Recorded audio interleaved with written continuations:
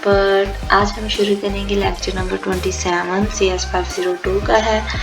और अगर आपने मेरे चैनल्स को अभी तक लाइक और सब्सक्राइब नहीं किया तो काइंडली सब्सक्राइब कर दें और इसको दोस्तों में शेयर भी कीजिएगा। अगर आपको मेरे लेक्चर पसंद आए तो इनको लाइक भी कीजिएगा और मुझे कमेंट बॉक्स में बताइएगा आपको कैसे लगे मेरे लेक्चर।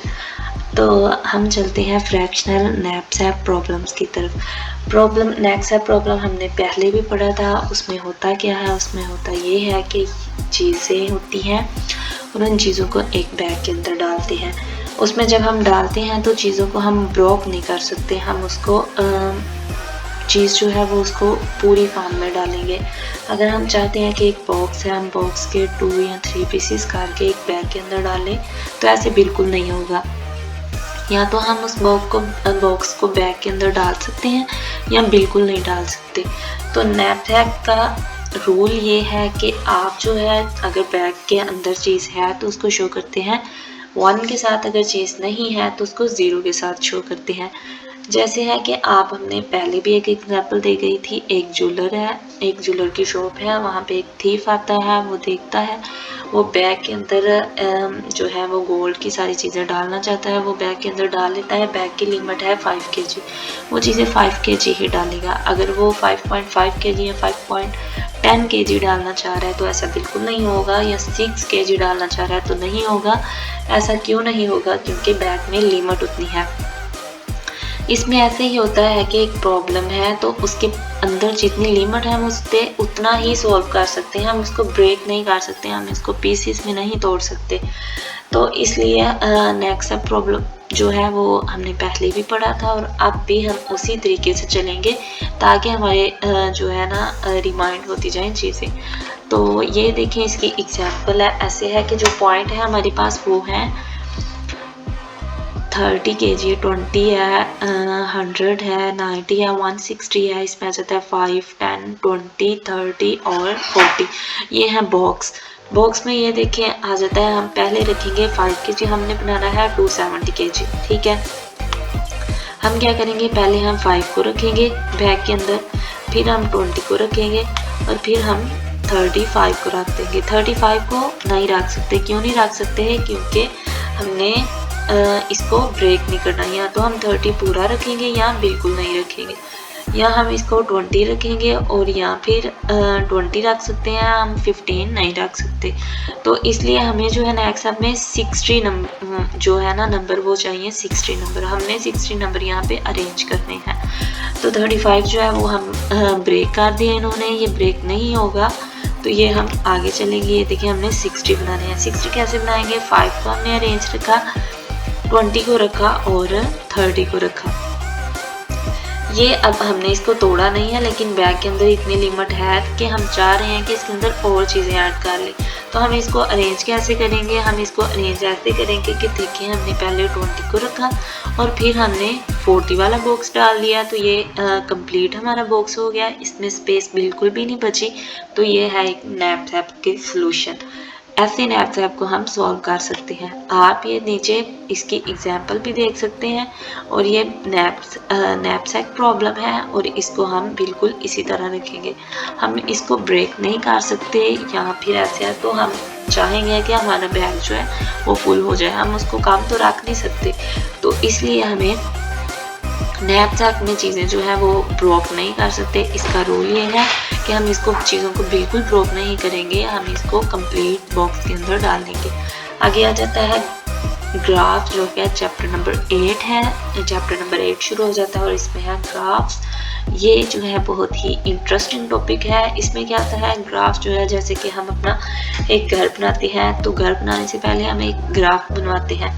कौन सा रूम कहाँ पे होगा, वॉशरूम कहाँ पे होगा, और जो है किचन कहाँ पे होगा, सेहन कैसा होगा, गार्डन कैसा रखेंगे, ये सारी चीज़ें हम पहले एक ग्राफ के ऊपर बनवाते हैं, देन हम अपना घर बनवाते हैं।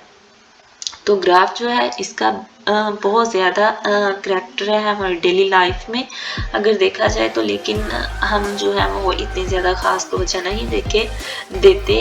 तो जब भी हम कोई बिल्डिंग बनवाते हैं या कुछ भी हम करते हैं, अपना घर बनवाते हैं, हॉस्पिटल्स, स्कूल्स, हर चीज़ के लिए सबसे पहले ग्राफ बनाया जाता है।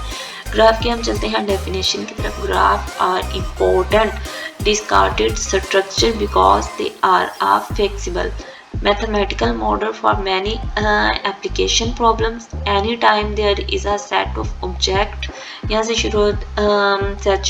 शुरू कर सकते हैं और ये सारी भी हम इसको माइंड में रख सकते हैं। ग्राफ्स के बारे में अगर कुछ आए तो हम राइट कर सकते हैं। There is a set of object and there is some sort of connection or relationship. ये जो है चीज़ों का आपस में कनेक्शन बनाता है, ताल्लुक बनाता है कि जैसे हम कहीं पे जाते हैं तो हम मैप देखते हैं।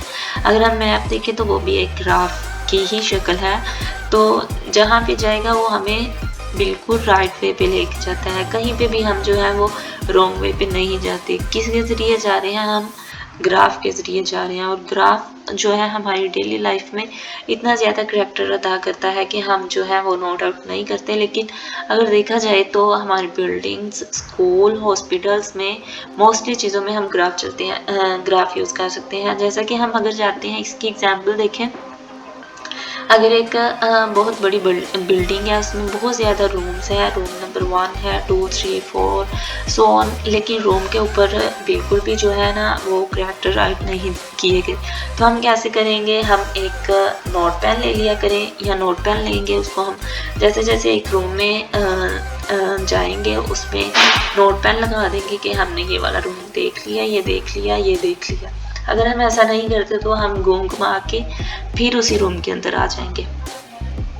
और ये है कि अगर आप के हाथ में जब भी कहीं आप एक बिल्डिंग के अंदर जाते हैं या आप चाहते हैं उनको कि मैंने एक बिल्डिंग जो है वो सारी चेक करनी है, इसमें रूम्स देखने हैं और ये देखना है कि ये किस तरह बनी है, तो हम उनसे एक पहले ग्राफ लेंगे और उस ग्राफ को फॉलो करते हुए हम रूम 1 चेक करेंगे, 2 चेक करेंगे, 3 चेक करेंगे और ऐसे ही सो ऑन हम चेक करते जाएंगे रूम्स को।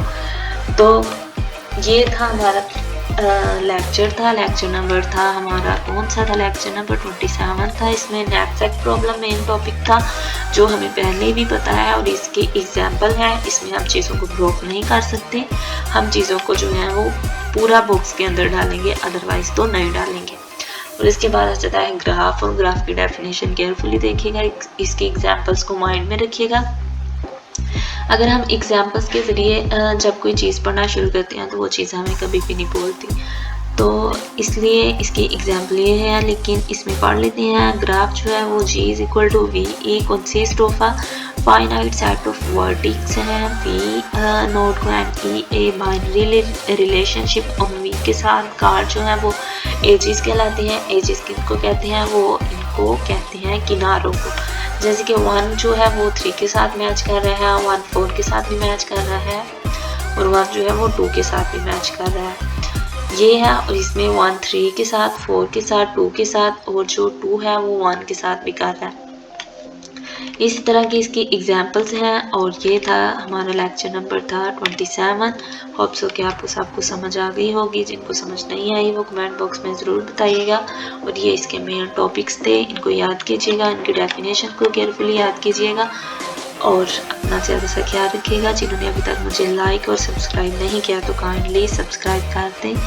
ओके, अल्लाह हाफिज़।